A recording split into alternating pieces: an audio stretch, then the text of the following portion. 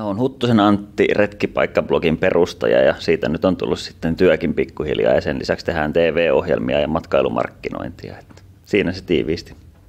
Onko Lohjalla retkeilymahdollisuuksia? Lohjalla on valtavasti retkeilymahdollisuuksia. Että täällä on luontopolkuja, Karnaisten korven virkistysaluetta ja Lohjajärvi itsessään niin kuin valtavan hieno, että oikeastaan poikkeuksellisen hyvin.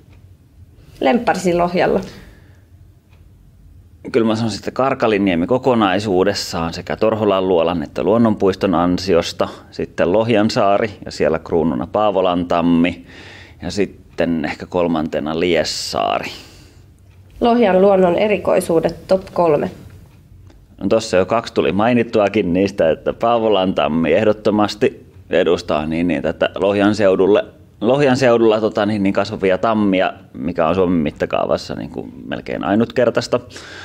Sitten Torholan luola, joka on taas esimerkki sitä kalkkikivimäärästä, mikä täällä on, mitä taas muualla Suomessa ei oikeastaan vastaavassa määrin löydy. Ja kolmantena ehkä justiinsa sitten niin kuin sen kalkkikiven lisäksi kaikelle tämän niin kuin lämpönsä ansiosta voiman antava Lohjajärvi, että nämä kalkkikivi ja Lohjajärvi, kun on tässä samassa tilassa tai vierekkäin, niin syntyy sellainen luonto, mitä ei oikeastaan muualta Suomesta löydy. Miksi Paavolantammi on Suomen kaunein puu? Siinä on niin hieno tarina, paitsi että se on kaunis itsessään, mutta sen lisäksi, että menin sinne metsään ja ihastuin siihen puuhun ja sitten myöhemmin vasta kuulin, että I.K. Inha on 100 vuotta sitten nähnyt sen saman puun ja ihastellut sitä.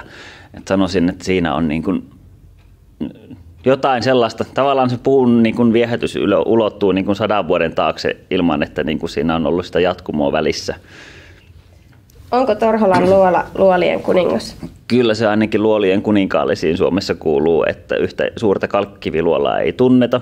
Voi olla, että jossain tuolla maan alla on sellainen, mutta sinne ei ole menemistä ja sitten se on hyvin luolamainen vielä suomalaiseksi luolaksi, että siinä joutuu oikeasti ahtautumaan ja menemään pimeeseen tilaan ja siellä on tosiaan hiljasta, märkää ja pimeätä sitten siellä aivan perillä.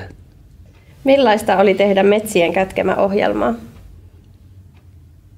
Mitä sitä nyt lyhyesti kuvailisi?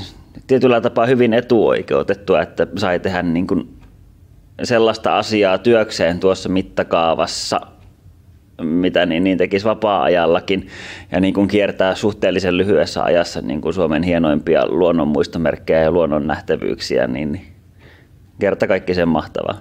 Ja sitten vielä aivan loistava porukka siinä, että tuntui, että ei olisi ollut töissä ollenkaan, vaan että vähän tällaisella pidemmällä lomalla. Miten itse mieluiten vietät vapaa-aikaasi? Kyllä se jossain luonnossa on, että mieluiten justiinsa kodin lähimaastossa. Että onneksi asun tässä suhteellisen lähellä, niin tulee Lohjan metsissä liikuttua aika paljon. Kerro jotain Lohjanjärvestä. Mä haluaisin Melomaan sinne, että se on sellainen aukko sivistyksessä. Mä asun siis Hiidenveden rannalla, että joskus pitäisi hypätä kajakkiin ja lähteä Melomaan siitä ja vetää vaikka Lohjansaaren ympäri ja takaisin kotiin sitten tollainen päivän tai parin reissun. Niin se olisi tosi mahtavaa. Kiitos.